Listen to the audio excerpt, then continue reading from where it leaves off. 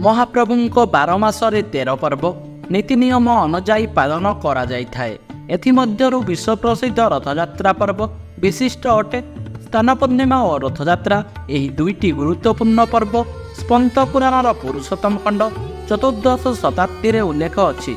16-17 शताब्दीर शेष भागरे थिबा नीलद्री महोदय बमदेवन संहिता एवं अन्य दुईटी संस्कृत ग्रंथ एवं प्रभु जगन्नाथ गुप्त रीतिनीति संबंधी एक पाठ मध्य ज्येष्ठी एवं रथयात्रा मध्य प्रथा सहित जड़ित। ऐतिहासिक माने मत दियंती जे 1930 दशक जगन्नाथ त्रिमूर्ति पुरी मंदिर में स्थापित होइतिला एवं सेबेठारु एही रथयात्रा आरंभ होइतिला।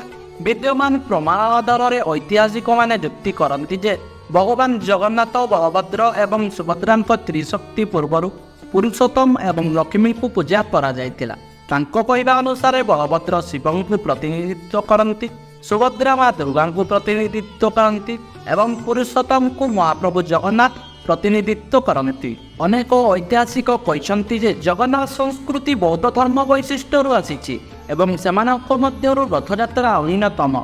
वास्तव में पुरी जगन्नाथ मंदिर रे जगमोहन एवं सिंहद्वार दशवतार चित्र रे जगन्नाथ को नवम स्थान में बुद्धंक अवतार भाव में देखा मिलता है। गुप्तंक समय भारत को आसीथिबा चीन तीर्थयात्री फासिन बुद्धंक रथयात्रा को सूचाई थिले। पुरी रथयात्रा उत्सव कृष्ण परंपरा सह जड़ित।